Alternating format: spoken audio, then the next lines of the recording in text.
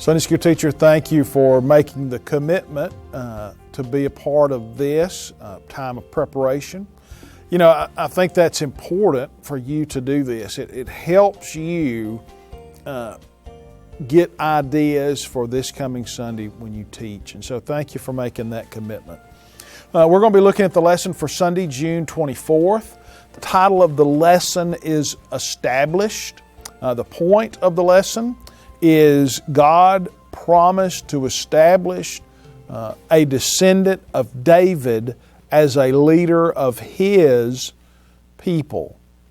And that's what we're going to see here in these verses, 2 Samuel chapter 7. In this session, we will focus on King David's plan to build a temple for the Lord in Jerusalem. The plan seemed right to many Israelites, and even David's motives seemed pure and humble. However, the Lord said, I got something else in mind. David's great plan took an unexpected yet consequential turn.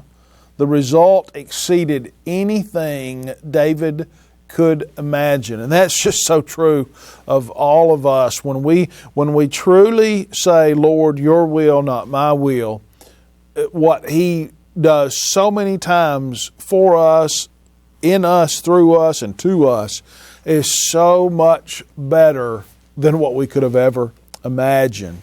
And that's what happens to David. Even though his plan in his lifetime is never achieved, God's plan that he learns is far beyond anything he could have imagined.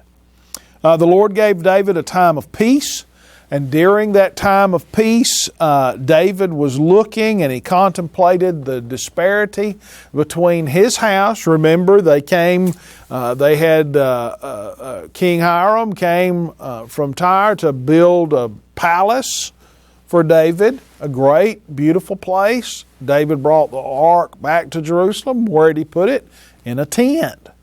And so there's David. He says, my house is immaculate, and I've got God's presence in a tent.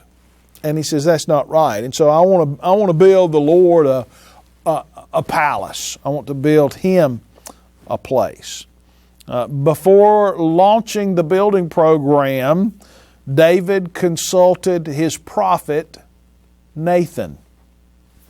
And even Nathan, immediately when he heard David say, I want to build God a palace, I want to build a temple, Nathan the prophet said, that's a great idea, go ahead.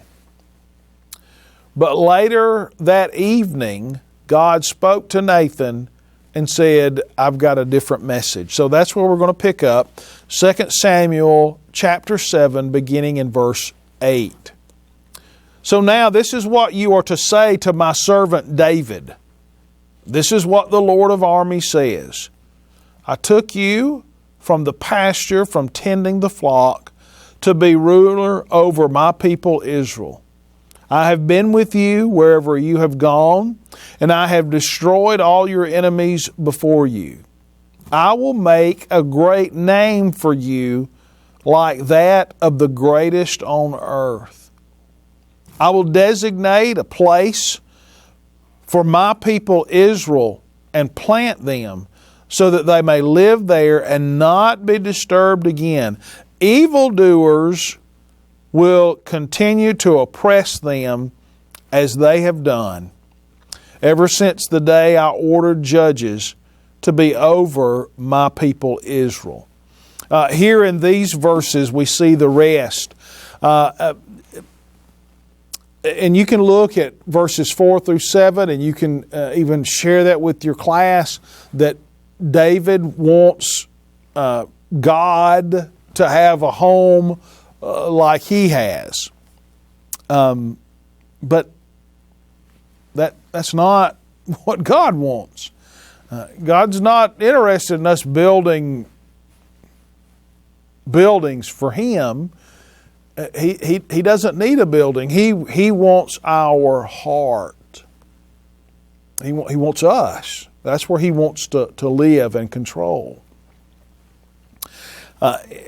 Here we've got Nathan. I'm going to tell you, his courage amazes me, especially as a preacher.